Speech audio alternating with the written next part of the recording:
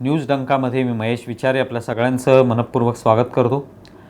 मित्रांनो, राष्ट्रवादीच्या नेत्या, खासदार आणि राष्ट्रवादी पक्षाच्या कार्याध्यक्ष सुप्रिया सुळे या गेल्या अनेक दिवसांपासून महाराष्ट्राचे उपमुख्यमंत्री आणि गृहमंत्री देवेंद्र फडणवीस यांच्या राजीनाम्याची मागणी करतायत। सातत्याने वेगवेगळे मुद्दे समोर आणून फडणवीसांनी आता राजीनामा द्यायला पाहिजे। महाराष्ट्रातली जी स्थिती आहे कायदा आणि सुव्यवस्थेची ही अत्यंत वाईट झालेली आहे, तेव्हा फडणवीसांनी राजीनामा द्यायला पाहिजे। त्यांना जर ते खातं झेपत नसेल, हे काम झेपत नसेल तर त्यांनी ते सोडलं पाहिजे, अशी भूमिका सुप्रिया सुळे यांनी घेतलेली आहे।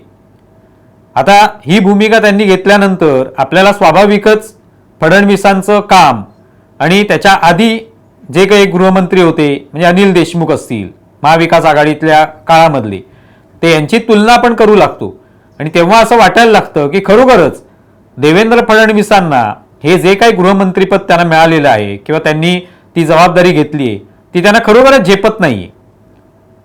मी झेपणं म्हणजे काय तर आता अनिल देशमुख यांच्या कार्यकाळामध्ये जेव्हा ते गृहमंत्री होते त्यावेळेला आपण पाहिलं की सचिन वाझेसारखा एक अधिकारी जो निलंबित अधिकारी होता त्याला पुन्हा सेवेमध्ये घेण्यात आलं, एक महत्त्वाची जबाबदारी त्याच्याकडे सोपवण्यात आली आणि नंतर त्याच्यावर आरोप झाले स्फोटकं ठेवण्याचे वगैरे।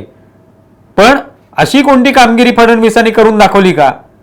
मी एका निलंबित झालेल्या अधिकाऱ्याला पुन्हा सेवेत घेणं, त्याला एक महत्त्वाची जबाबदारी देणं, त्याच्यामध्ये पुन्हा एकदा विश्वास निर्माण करणं, असं काय काम ते करू शकले का? तर करू शकले नाहीत। आता या गेल्या 1.5 वर्षाच्या काळामध्ये असं काही त्यांना करून दाखवता आलेलं नाही। तेव्हाच्या काळामध्ये अनिल देशमुख असताना 100 कोटीचे आरोप झाले। परमबीर सिंग यांनी ते आरोप केले होते की टार्गेट दिलं जात होतं वसुलीचं। असे कोणते आरोप किंवा अशा पद्धतीचं काम फडणवीस करतायत का? त्याबद्दल कोणती चर्चा चालू आहे का फडणवीसांच्या संदर्भात? तर ती चालू नाही। मी असं कोणतंही काम त्यांच्या हातून घडलेलं नाही, ते करताना दिसत नाहीत। मग हे गृहमंत्रीपद झेपलं त्यांना किंवा झेपतंय असं म्हणणार तरी कसं?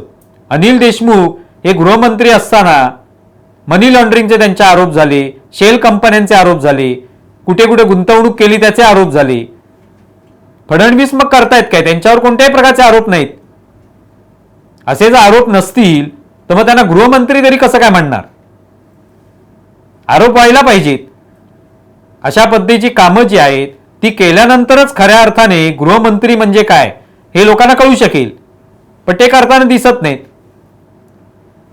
आता बाकीचे नेते जसं सुप्रिया सुळे असतील, शरद पवार असतील किंवा संजय राऊत असतील, हे रोजच्या रोज काय मनाला येईल ते आरोप करतात,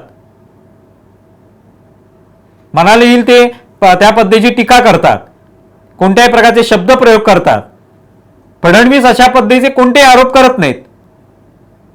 ते त्यांना जे काही विचारलं जाईल तेवढं मोजकं उत्तर देतात, मोजकंच बोलतात आणि निघून जातात।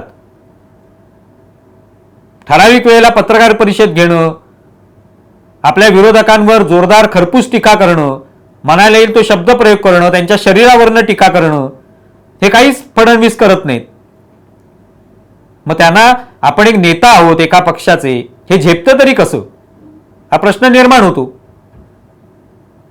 ते झेपणं कशाला म्हणतात तर असं काहीतरी करता आलं पाहिजे तुम्हाला, तर ते खऱ्या अर्थाने तुम्हाला ते मंत्रीपद, ते नेतेपद, ती जबाबदारी ही झेपली असं म्हणता येऊ शकतं। सुप्रिया सुळेंचे वडील शरद पवार कृषी मंत्री असताना IPLचे सामने भरवणं किंवा क्रिकेटमध्ये जास्त रस घेणं हे करत होते। मी शेतीची हिरवळ बघण्यापेक्षा त्यांना स्टेडियम मधली हिरवळ ही जास्त प्रिय होती, त्यामध्ये त्यांचा जास्त रस असायचा।